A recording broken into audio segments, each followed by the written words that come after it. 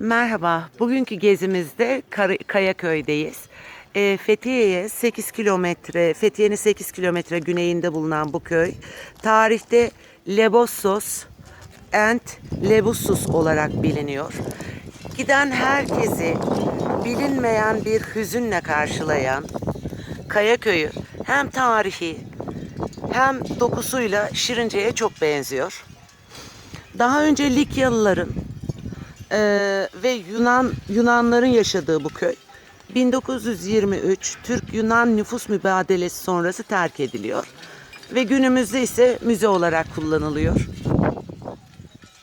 Eski nüfusu 25 bin iken şu an sadece civar restoran ve dükkan çalışanları kadar.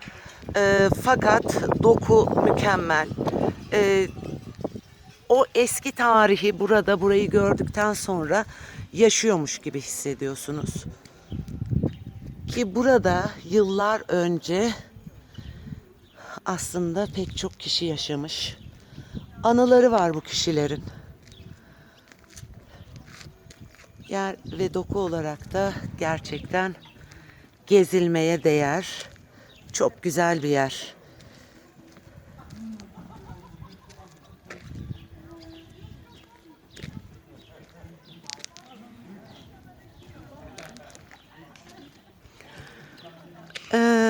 Köy sonradan keşfedilen Likya yolunun üzerinde bulunuyor.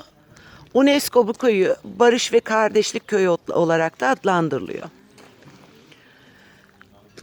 Fakat evlerin neden yağmalandığı, yıkık, dökük ve pencerelerinin dahi olmamasını sorarsanız nedeni hiç de kardeşçe bir öykü değil aslında.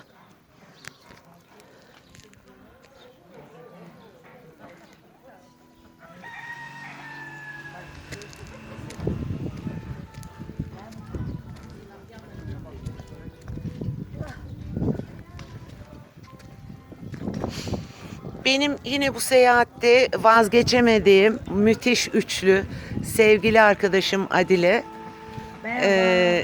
İyi ki varlar. Biz bu üçlü olarak çok güzel yerleri keşfediyoruz, geziyoruz. Nasıl buldun Adile'cim Kayaköy'ü? Harika bir yer. Daha önce de geldik, tekrar geldik, gördük. Çok çok güzel. Herkes gelip gezsin. Harika yerler. Müthiş.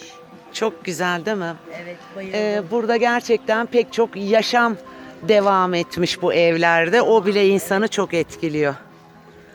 Sevgili Aytül, Efendim, nasıl buldun? çok güzel bir yer. Evet, kilise de az ileride.